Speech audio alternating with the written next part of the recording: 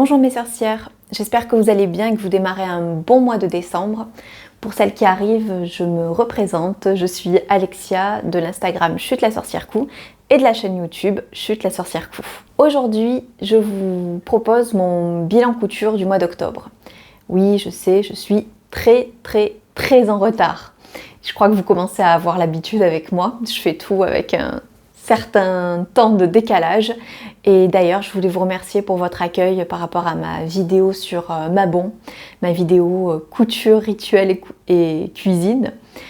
C'était un plaisir de la filmer et je savais pas trop ce que ça allait donner. Et donc ça m'a vraiment fait plaisir de lire vos commentaires et de voir que cette thématique vous avait plu et que surtout ça pouvait potentiellement vous intéresser, que je continue un petit peu cette série de vidéos. Donc voilà, merci d'avoir pris le temps de me faire un petit retour. Et puis je vais très vite passer à la suite parce que j'aimerais bien que cette vidéo soit peut-être un peu moins longue que mes bilans de couture habituellement.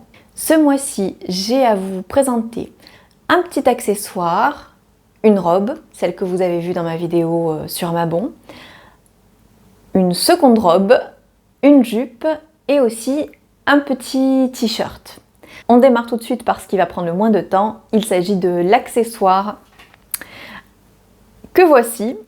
Alors c'est un coussin de tailleur, on va appeler ça comme ça, et c'est quelque chose que j'ai cousu grâce au livre de Atelier Svilla sur des petits projets à faire pour embellir son atelier de couture. Je vous l'avais présenté dans une précédente vidéo et j'avais cousu le petit bracelet à mettre autour du poignet pour piquer les aiguilles.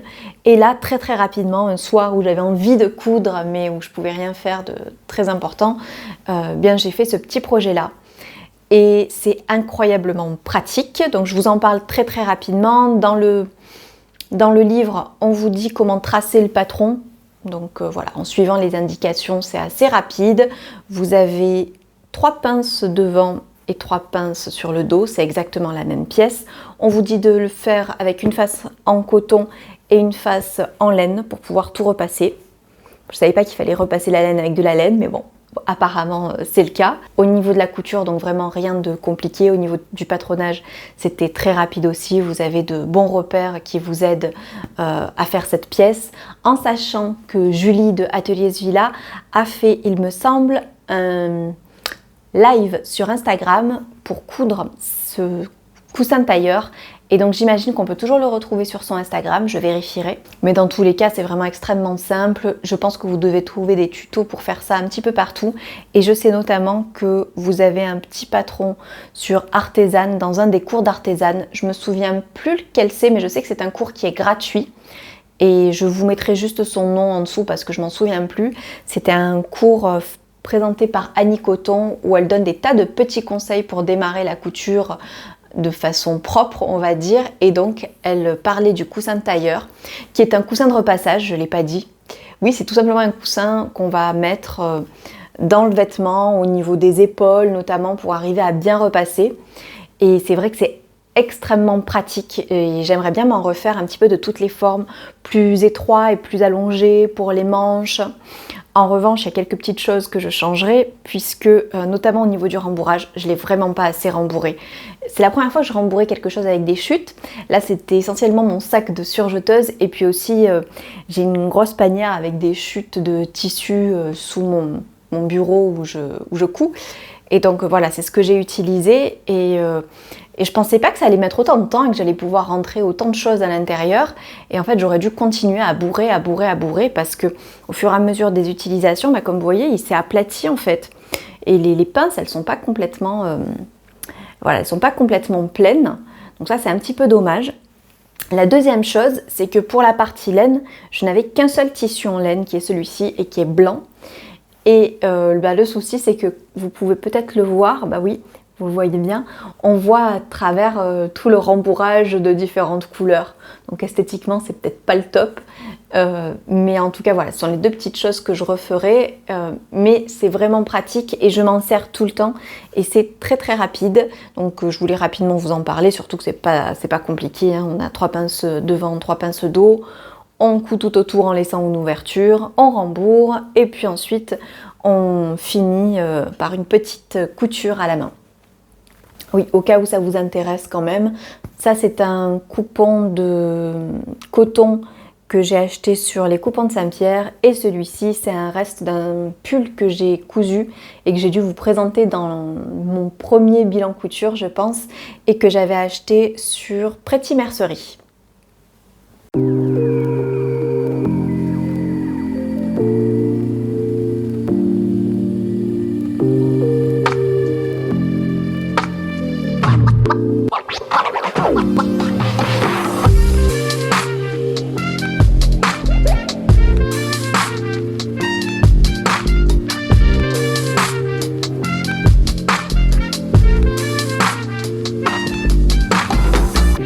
On passe tout de suite à mon prochain projet qui est ce t-shirt qui s'appelle le t-shirt Vice Versa de Moonasiu.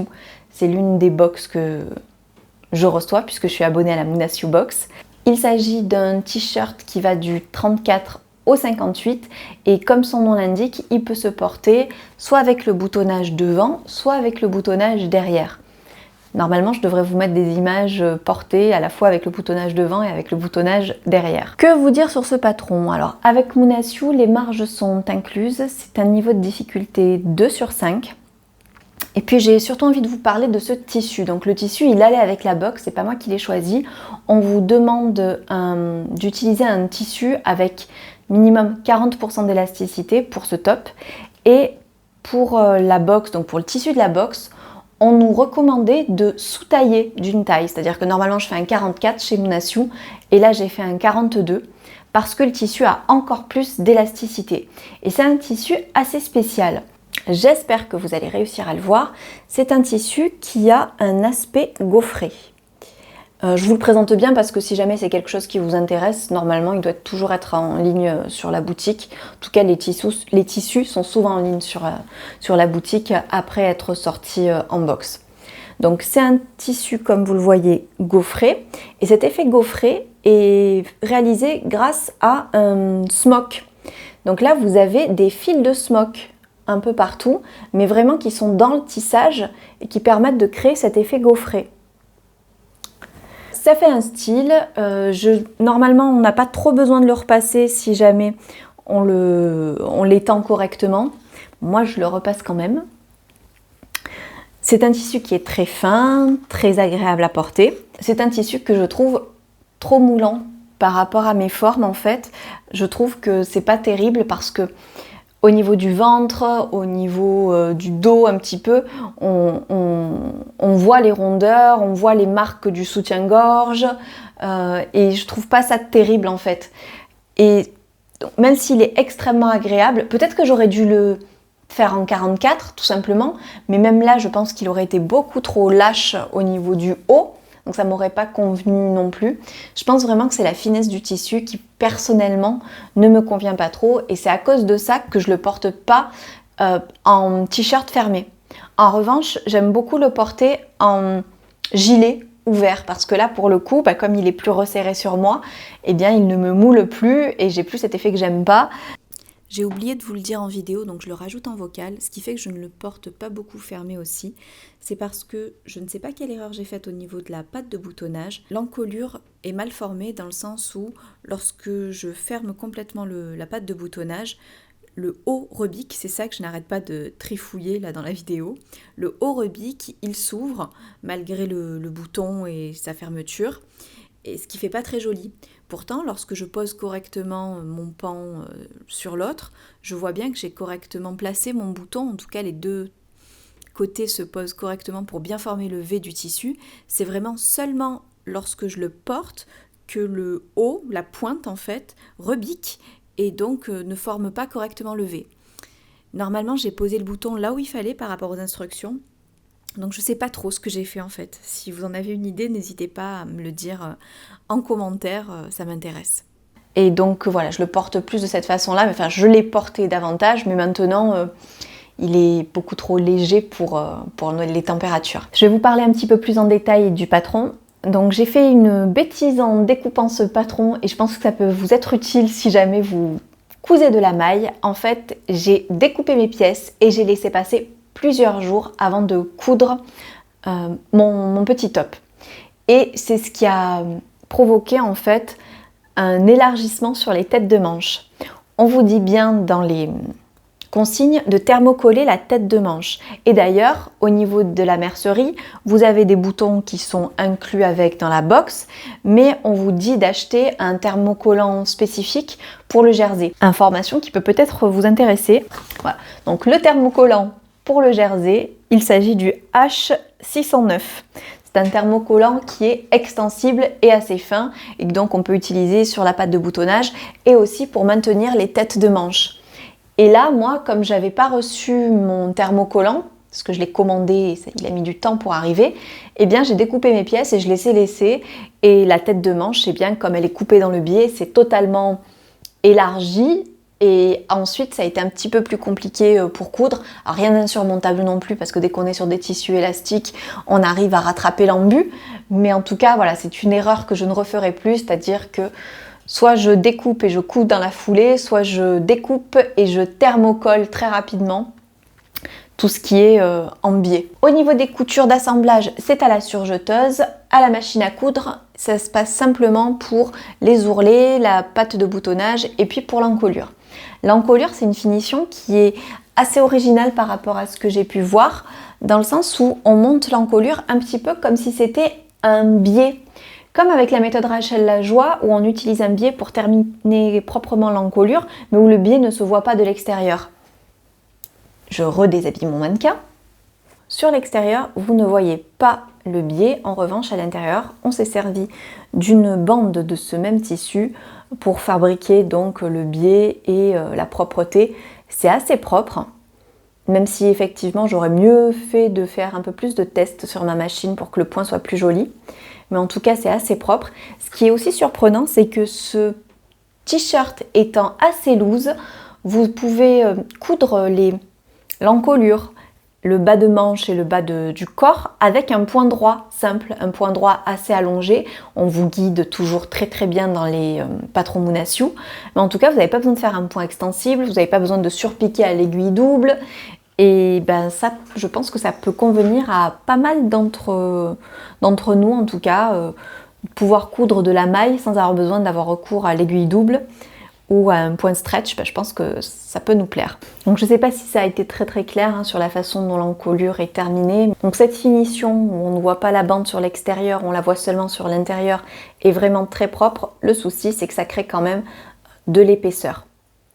Mais c'est pas vilain, c'est pas choquant. Et je pense que selon le tissu, ça peut faire plus ou moins bien. Ensuite, la pâte de boutonnage, comme vous voyez ici, hop, c'est propre aussi. Là, elle est repliée. Là, vous avez le bord aussi. Et puis, vous avez les boutons qui finissent de la maintenir. Elle est prise comme ceci en haut. Voilà, je ne vais pas forcément détailler les techniques. Vous pouvez voir ça sur le livret technique. Mais en tout cas, je voulais vous montrer que c'était vraiment très propre et très bien fini. Sur l'extérieur, on ne voit pas de surpiqûre grâce à cette technique justement.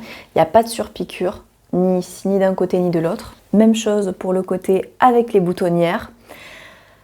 Alors, pour la boutonnière sur les tissus stretch, on vous donne quelques conseils et malheureusement pour moi, ça n'a pas fonctionné, mais à cause d'un problème, d'une erreur que je fais souvent, donc je vais vous en parler parce qu'on ne sait jamais, ça peut arriver à d'autres que moi. J'ai tout le temps mon extension sur ma machine à coudre. Et mon extension, il faut la régler avec des petites molettes pour qu'elle soit parfaitement à la même hauteur que la plaque d'aiguille. Et bien souvent, voilà, ça varie un petit peu. Et là, elle était trop haute. Et le pied pour faire les boutonnières automatiques, il est assez long.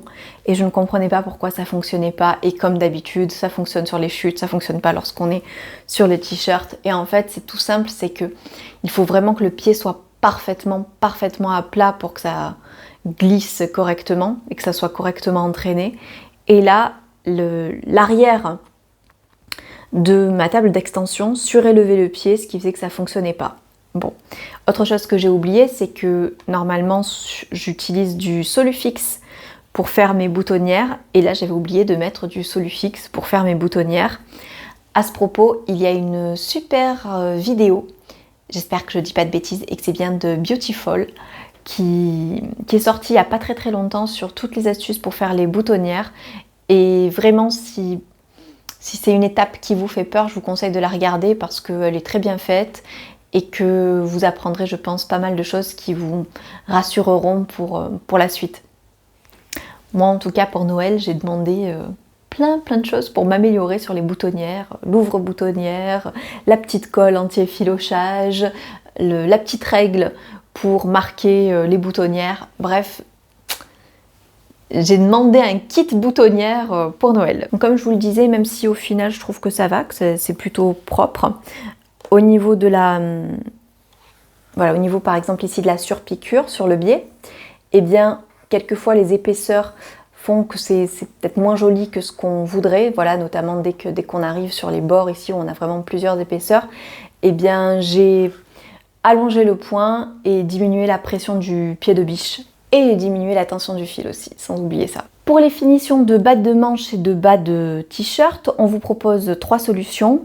La recouvreuse, l'aiguille double et puis un double rentré avec simplement un point simple, un point droit comme je vous l'ai dit, assez allongé à 3 mm pour faire tout le tour et dans la mesure où on n'a pas besoin d'extensibilité puisque c'est assez lâche, eh bien ça fonctionne très bien. Moi j'avais vraiment peur des épaisseurs, j'avais pas beaucoup aimé les épaisseurs au niveau du col, donc j'ai voulu faire quelque chose de beaucoup plus simple. J'ai tout simplement surjeté le bas de mes manches et j'ai ensuite fait un simple rentré que j'ai piqué avec un point simple. Alors j'ai utilisé le fameux fil Seraflex et ça fonctionne très bien, c'est très joli, mais en fait je trouve que, étant donné qu'on n'avait même pas besoin de Seraflex, qu'un point droit avec n'importe quel fil, ça fonctionnait très bien, je trouve que c'est pas forcément le meilleur test pour pouvoir vous parler complètement du Seraflex. Au final, c'est une coupe basique que j'aime beaucoup et que j'ai très envie de refaire, notamment parce que c'est le genre de haut que je porte beaucoup et que j'aime porter, seulement j'aimerais le voir avec une maille, un t-shirt, un tissu vraiment qui me correspondrait davantage, qui serait peut-être un peu moins original, mais qui en tout cas marquerait moins. Parce que là vraiment on voit tous les détails du soutien-gorge lorsque je le porte, c'est plutôt à ce niveau-là que ça me gêne. Au niveau de la couleur, sinon ça va, c'est joli, je porte ce type de rose, mais c'est vraiment la texture qui pour moi ne me convient pas, même si je la trouve très originale et que je suis très contente d'avoir testé et de savoir ce que c'est et de l'avoir eu en main. C'est vraiment mon petit plaisir par rapport à Moonasiu. Au niveau du métrage, il vous faut 1 mètre pour le faire en manche courte jusqu'à la taille 50 et 1,40 m pour le faire en manche longue. Et du 52 au 58, il vous faut 1,80 m à 2 mètres pour réaliser ce t-shirt. Je crois que j'ai tout dit, on passe tout de suite à la jupe Mint de Jolie Lab.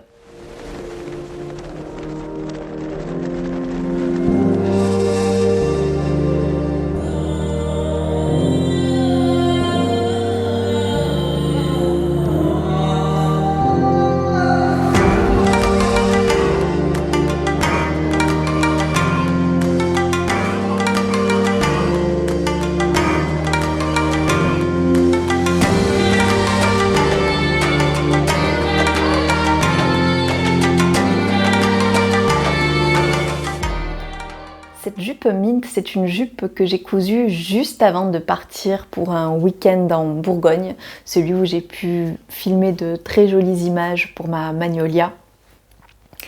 Et en fait, j'ai reçu ma box Moonasiu avec ce tissu qui s'appelle le tissu Souffle d'automne, que j'ai trouvé très joli. On vous proposait une robe avec, que j'ai trouvé très belle aussi, qui m'intéressait.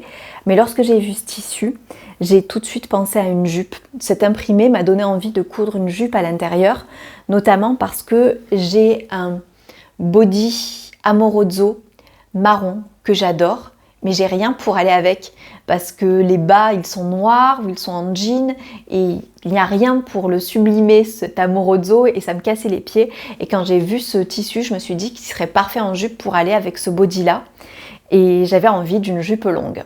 À la base, je voulais coudre la jupe fumeterre parce que Péroline de la chaîne Le Coin de Péro en a cousu plusieurs versions dans ses bilans couture et que j'adore ces versions-là et que j'avais eu très envie de tester ce patron, sauf que c'est un patron qui est extrêmement gourmand.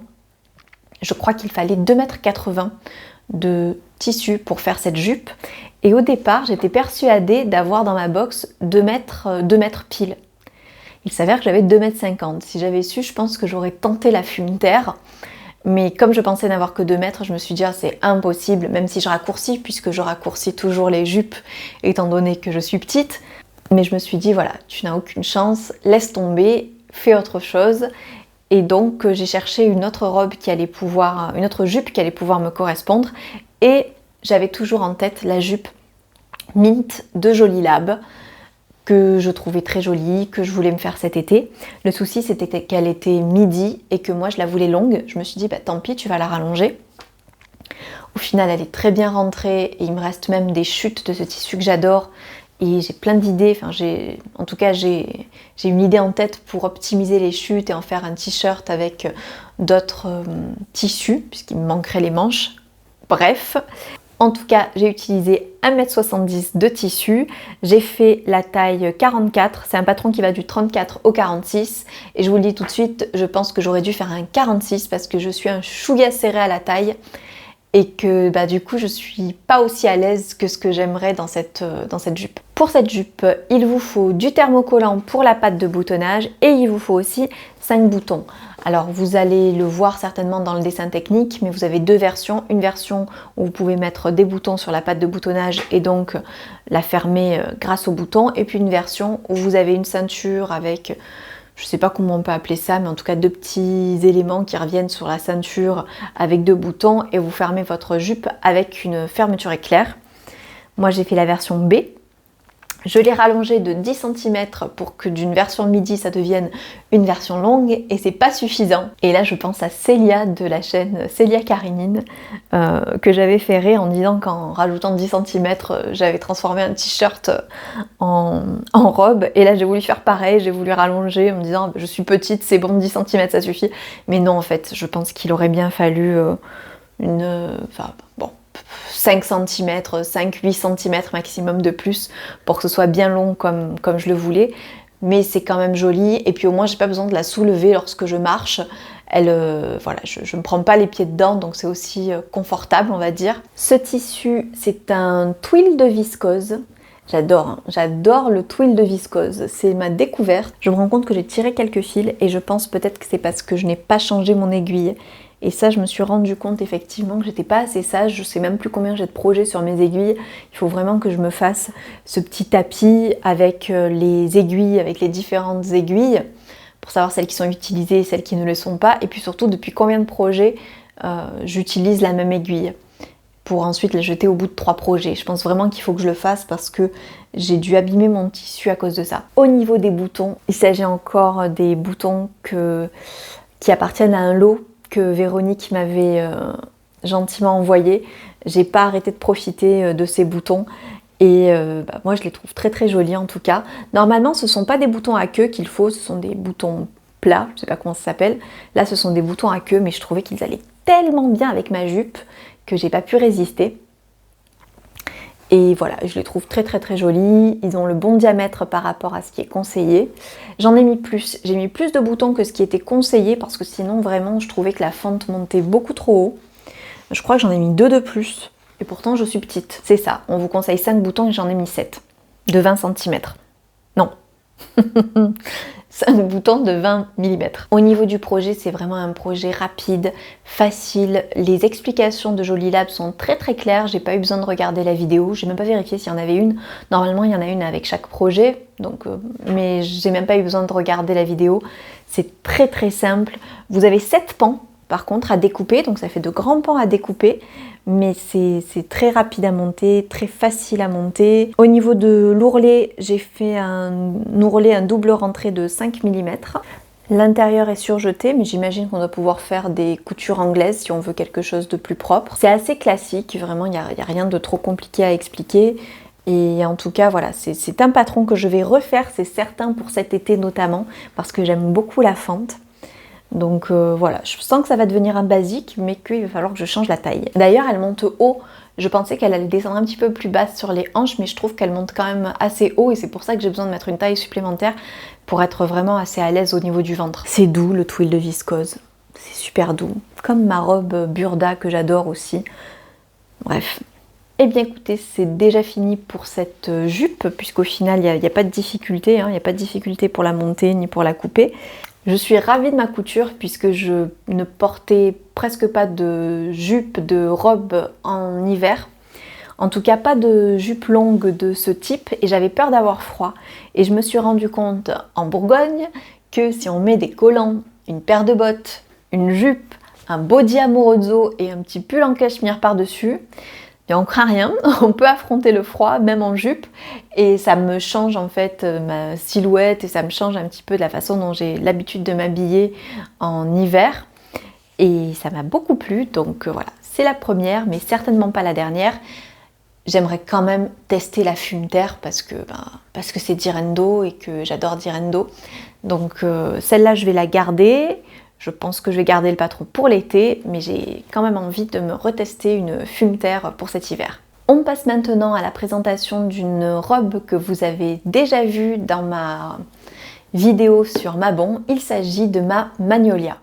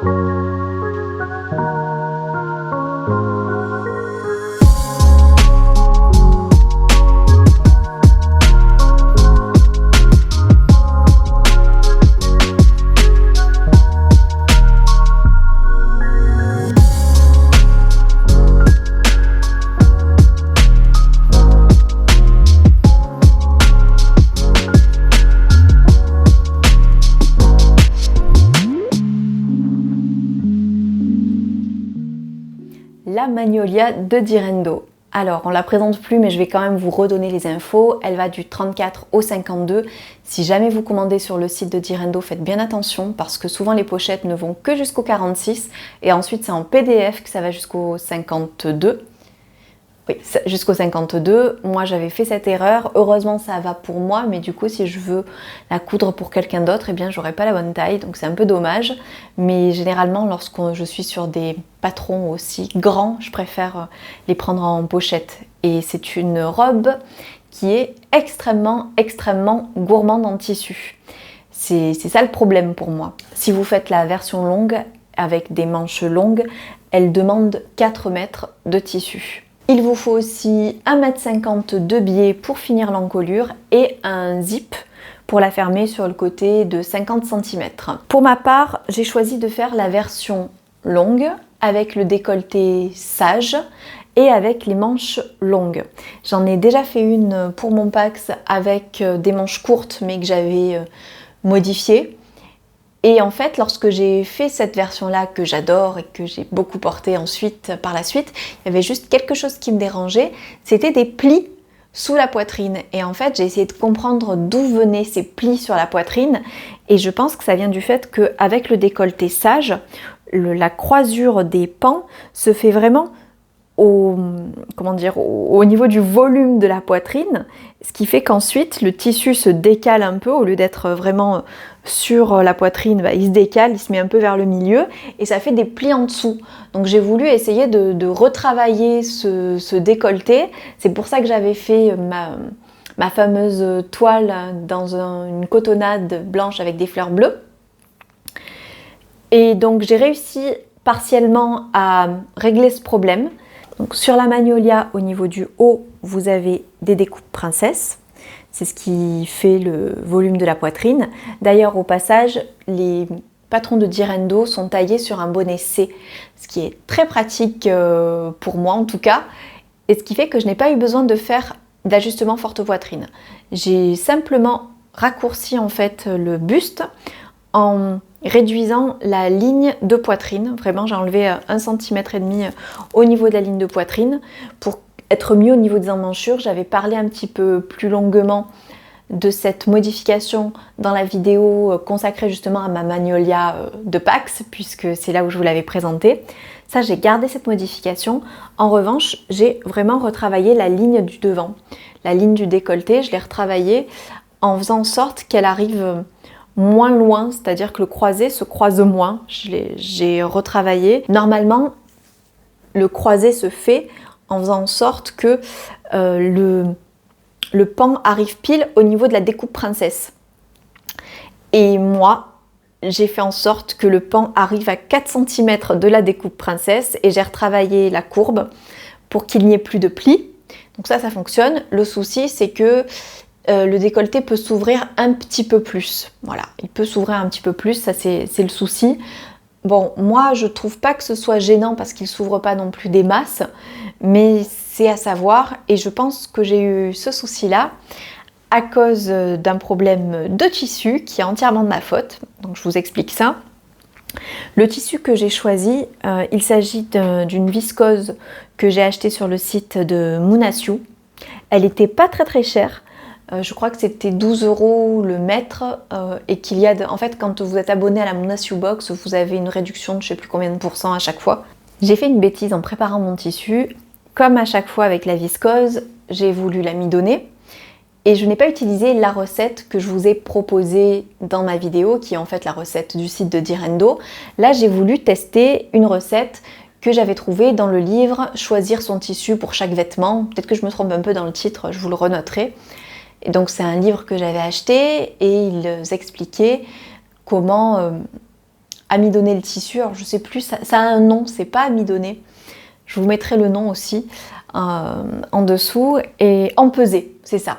Comment empeser votre tissu. Donc j'ai choisi de tester cette recette-là. Et le souci, c'est qu'il y a beaucoup plus de fécule de maïs dans cette recette-là. Ce qui fait que la texture est beaucoup plus collante.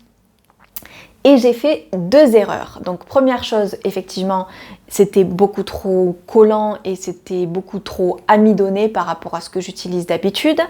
Et en plus, lorsque j'ai étendu mon tissu, je l'ai étendu en double.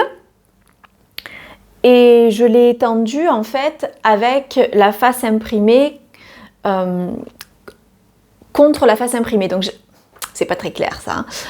Je l'ai étendu sur un fil d'étendage, avec l'extérieur du tissu vers le soleil, parce que je me suis dit tiens comme ça au moins ça va pas abîmer le noir, sauf que du coup eh bien j'avais collé l'une contre l'autre mon tissu de la face sur la face en fait avec le dessin. Et ce bain d'amidon était beaucoup trop chargé en amidon, c'était limite une colle. Donc quand j'ai défait mon tissu, je ne l'ai pas vu sur le coup, mais quand même je trouvais que j'abîmais mon tissu parce que ça collait en fait, j'avais besoin de le décrocher. Et du coup sur mon tissu, je ne sais pas si vous arriverez à le voir, mais on voit des petites fibres, je ne sais pas comment appeler ça, un petit peu, on les voit un petit peu. Et ça je suis persuadée que c'est lorsque j'ai décollé mon tissu, ce qui m'arrive pas avec lorsque je fais mon bain d'amidon habituel. Là c'est vraiment parce que les proportions n'étaient pas les bonnes et que ça m'a donné quelque chose de collant et le tissu était donc très rigide par rapport à ce que je fais d'habitude. J'ai cousu ma Magnolia, je l'ai porté amidonné, je me suis dit c'est parfait, le tombé est parfait, le décolleté tout va bien, la longueur c'est la bonne, j'ai fait mon ourlet, j'ai tout fait. Et ensuite, lorsque j'ai lavé mon tissu, lorsque l'amidon donc est parti, alors là, la robe en fait était beaucoup trop ample. La robe est ample au niveau du dos, la robe est ample au niveau du décolleté, elle tombe, elle est beaucoup trop longue aussi, il faut que je refasse les ourlets. Et ça, clairement, c'est dû à mon amidonnage. Donc, bon, je le saurai, hein, la recette de Jirendo me convient parfaitement, je vais la garder, je vais la conserver parce que les autres, en tout cas celles que j'ai testées de ce livre-là, étaient beaucoup trop chargées en amidon et que au moins je me suis dit que j'allais vous parler de ce qui peut se passer lorsqu'on met trop d'amidon dans un bain d'amidon, à la fois dans un tissu comme celui-là, et bien quand le tissu se relâche, vous gagnez une taille, et puis surtout, si vous le collez, je ferai attention aussi maintenant de les étendre en faisant en sorte que ce qui se touche, ce soit les envers, comme ça si jamais j'ai ce souci-là aussi, ça n'abîmera pas la belle face du tissu. La face avec pas l'impression, mais en tout cas avec le dessin. Au niveau des finitions, j'ai entièrement doublé le corsage, donc le dos et le devant dans le même tissu. Les manches ne sont pas doublées et le bas non plus n'est pas doublé. Honnêtement, si j'avais eu une voile de viscose, j'aurais doublé le bas aussi pour qu'elle soit plus chaude. C'est surtout pour qu'elle soit plus chaude. Mais je n'en avais pas, donc tant pis, je ne l'ai pas doublé. La jupe n'est pas transparente. Voilà, mon seul regret, c'est que j'aurais aimé effectivement pouvoir la rendre encore plus chaude. Mais bon, c'est pas très très grave, je mets de bons collants en dessous et ça fait le travail. Le fait qu'elle soit plus ample que ce que j'avais prévu, eh bien en fait j'arrête pas de la mettre au repas de famille parce que je peux manger autant que je veux. Elle ne me sert absolument pas. Elle est vraiment très très confortable aussi par rapport à la viscose qui est encore une fois très très douce. Je me sens comme dans un pyjama. Et puis toujours par rapport à cette taille qu'elle a gagnée lorsque l'amidon a été retiré. Au niveau des finitions aussi, j'ai utilisé la vidéo de Bérangère de Couture et Paillettes pour pouvoir doubler ma Magnolia. Vous avez la finition oubliée avec la méthode Rachel Lajoie sur le col, voilà, qui ne se voit pas à l'extérieur, qui se voit qu'à l'intérieur. Et puis au niveau du bas, j'ai fait un double rentrée de 1 cm. À l'intérieur, c'est simplement surjeté. Au niveau des bas de manche, il y a simplement une coulisse avec un élastique. Heureusement, j'ai pu les faire à ma poignée, à la taille de mon poignet, parce que c'était beaucoup trop large en fonction de ce qui était conseillé au niveau de l'élastique dans le patron de Jirendo. Mais ça, c'est pas très compliqué. Voilà, vous le faites à votre mesure et puis ça va très bien. Les manches par contre sont un peu longues par rapport à ma taille à moi. Heureusement que j'ai pu vraiment resserrer sur le poignet, mais je trouve quand même que c'est un petit peu plus long et pour la prochaine fois, je préférerais enlever, je sais pas, mais peut-être bien 4 cm sur la longueur des manches, mais ça c'est vraiment moi parce que je suis petite. Si jamais vous voulez en savoir un petit peu plus sur la symbolique de ce tissu, sur le pourquoi du comment j'ai choisi ce tissu, eh bien je vous mettrai en barre d'informations et dans le petit i ma vidéo qui est assez courte sur ma couture d'une robe de sabbat pour Mabon. Puisque voilà, c'est un projet que j'ai un petit peu plus réfléchi que les autres, même si j'aimerais encore aller plus loin pour les prochaines fois et pour les prochains projets. On passe maintenant à ma dernière réalisation, il s'agit d'une robe McCall's M8194.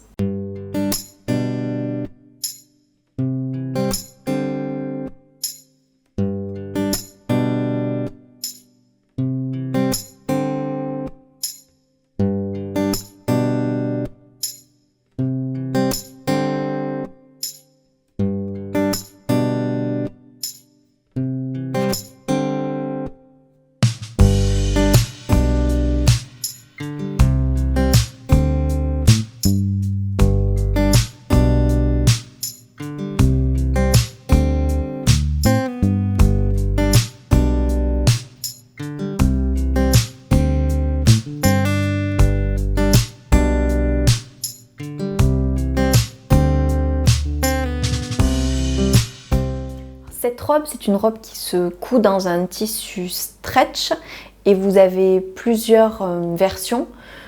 En fait, vous avez une version color block avec un pan d'une couleur et l'autre pan d'une autre couleur. Vous l'avez donc avec des manches courtes, avec des manches longues. Vous l'avez en différentes longueurs aussi, plus courtes, pratiquement aux chevilles, en tout cas plutôt mi-mollet en dessous du genou. Pour ma part, je l'ai faite avec une seule couleur et je l'ai faite avec un tissu que j'avais acheté sur Tissu de rêve et que je vous ai montré. Il s'agit d'un jersey côtelé de coton. Et bon, voilà, c'est une matière qui m'avait beaucoup plu.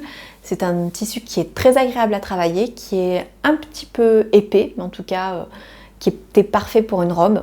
Le patron McCall's, il va de la taille 6 à la taille 24, donc à peu près du 36 à 54. Faites bien attention puisqu'avec les McCall's, lorsque vous achetez une pochette, vous n'achetez pas du 6 au 24.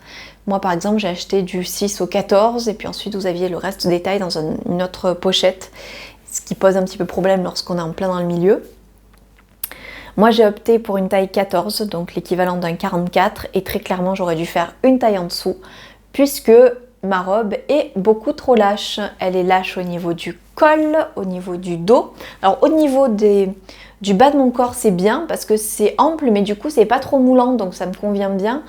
En revanche au niveau du haut du corps ça va pas du tout et j'ai fait la même erreur que sur mon haut Mounasiu, c'est-à-dire que j'ai découpé mes pièces et que j'ai laissé traîner.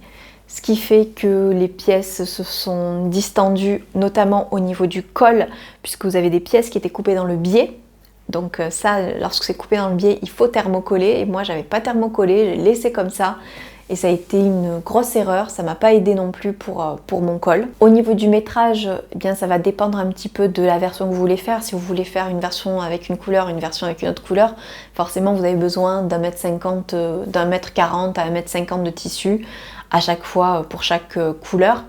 En revanche, si vous la faites tout d'une même couleur, vous avez besoin entre 2,10 m et 2,80 m de tissu en fonction de votre taille. Ce patron, en fait, j'avais envie de refaire une robe qui m'avait tapé dans l'œil, qui était une robe Cézanne, et je vous avais demandé des conseils, vous m'aviez envoyé pas mal de patrons qui pouvaient y ressembler. J'ai opté pour ce patron-là McCall's, même s'il y a une différence, c'est que la patte de boutonnage est vraiment très très large par rapport à ce que j'avais en tête, mais j'ai voulu tenter ce patron-là. Ensuite, j'en ai reçu d'autres, j'ai reçu d'autres idées qui correspondaient peut-être un petit peu mieux à ce dont j'avais besoin, mais tant pis, ça fait un test en tout cas, c'était toujours ça de prix, même si très clairement avec McCall's, il faut sous-tailler parce que c'est beaucoup trop grand. Allons-y pour les détails de ce fail. Alors, donc comme je vous ai dit au niveau de la découpe, j'ai eu le problème où j'ai découpé en avance, mais j'ai aussi eu le souci que je pense que j'ai dû mettre trop de poids au moment de la découpe, puisque je découpe avec mon cutter rotatif et je pose mes pièces de patron sur mon tissu et je les bloque avec des poids. Et en fait, je pense que j'ai dû mettre trop de poids, ce qui a distendu ce tissu côtelé. Enfin, en tout cas, c'est ce que j'imagine, parce que j'avais une pièce de parmenture beaucoup plus courte que prévu, ce qui fait que j'ai pas pu faire le bas comme c'était recommandé à cause de ça. C'est vraiment dommage.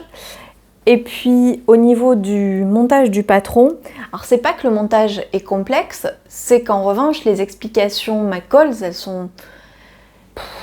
C'est pas trop pour les débutants quand même, hein, parce qu'il y a des petites choses assez complexes, notamment au niveau de la patte de boutonnage. La patte de boutonnage et la parmenture sont constituées vraiment de la même pièce. Pour finir l'encolure de la robe, vous allez devoir coudre 2 fois ces pièces-là, qui correspondent en fait à des sortes de parmentures. Elles sont parfaitement identiques.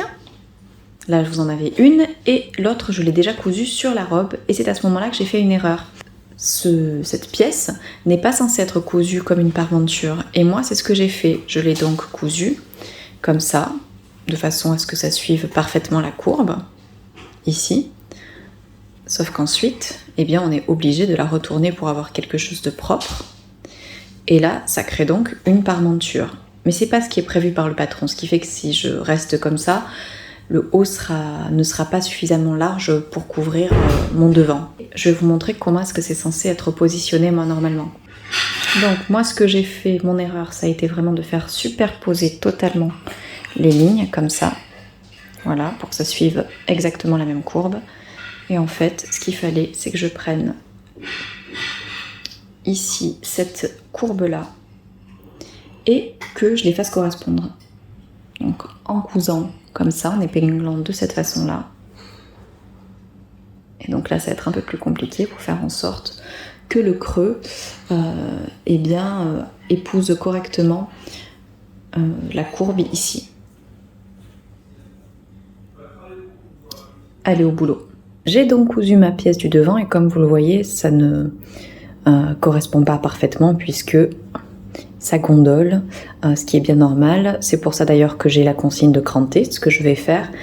Je vais ensuite faire ma couture définitive, ce que je n'ai pas fait pour l'instant, j'ai seulement piqué une première fois pour ne pas avoir à tout découdre au cas où je n'aurais pas bien compris. Et en tout cas, une fois que vous la retournez, vous voyez, voilà ce que ça donne. Et ça, ce sera visible. Voilà, ce sera visible et la parmenture s'accrochera ici et rentrera à l'intérieur. Voilà, j'espère que ça aura été clair et utile. Et au départ, j'ai monté cette pièce-là, qui est la patte de boutonnage, comme une parmenture. Donc je ne l'ai pas montée correctement dans le bon sens en fait. Je l'ai montée pour ensuite la rabattre sur l'intérieur, comme j'ai fait ensuite ici pour la parmenture. C'était pas très clair, puisque sur le patron, on vous dit juste cousez.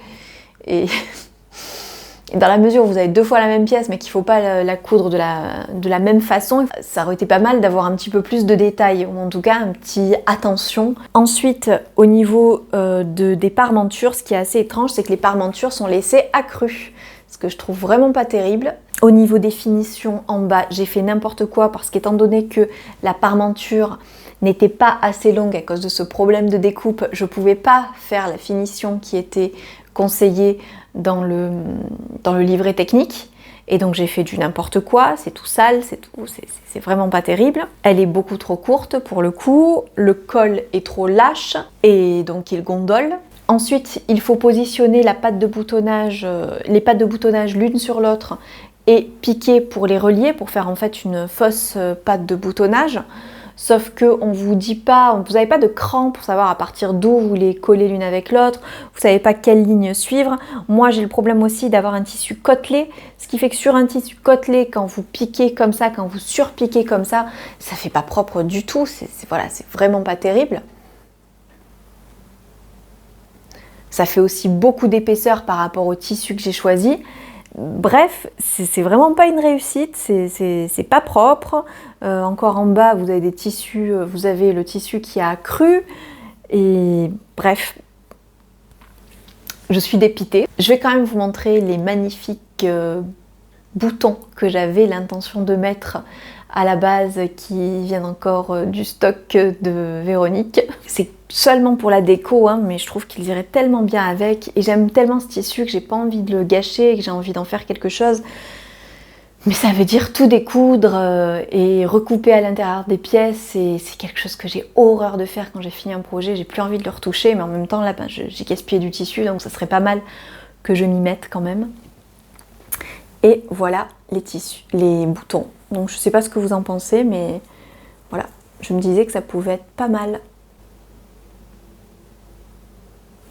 Je pense que ça aurait été mieux, pour éviter un peu trop de matière, un surplus de matière à ce niveau-là, que je fasse cette rectification, que j'enlève mon centimètre au niveau de la ligne de poitrine par rapport à ma stature d'1,56 m. Il faut aussi retenir que le tissu m'a posé pas mal de soucis, tout simplement parce qu'il est quand même assez épais, et qu'entre la parmenture, les ourlets, le col, et bien ça fait quand même pas mal d'épaisseur. Et surtout par rapport à ce côté côtelé en fait, eh bien ça fait des coutures qui sont pas très propres. Je pense aussi que j'aurais dû mieux travailler, mieux faire des échantillons avec mon tissu pour mieux choisir mes points, parce que encore une fois, le fait qu'il soit côtelé, ça me donne l'impression que les points sont pas très propres. Il aurait fallu vraiment que je les gère autrement, que je fasse plus d'essais, parce que les points sont pas très jolis, que les coutures sont pas très jolies. Et en tout cas, les finitions à l'intérieur sont une catastrophe. Alors certes, c'est vrai, le jersey, eh bien ça se défait pas au lavage, donc ça va pas s'effilocher. Et puis en plus là, cette qualité, enfin ce tissu est vraiment de qualité, donc on peut laisser accru même les manches et on voit que ça va faire propre quand même. Mais c'est pas vraiment le type de finition que je préfère, ces parmentures comme ça, accrues, sous prétexte que c'est du jersey, c'est pas vraiment ce que j'aime.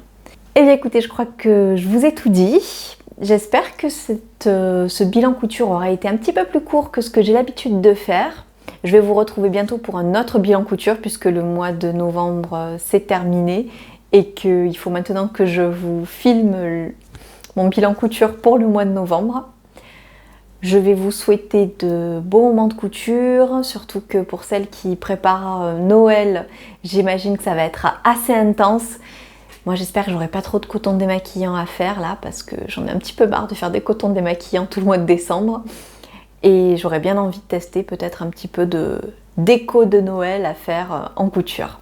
Bref, j'arrête de blablater, j'espère que la vidéo vous a plu. N'hésitez pas à vous abonner si c'est le cas.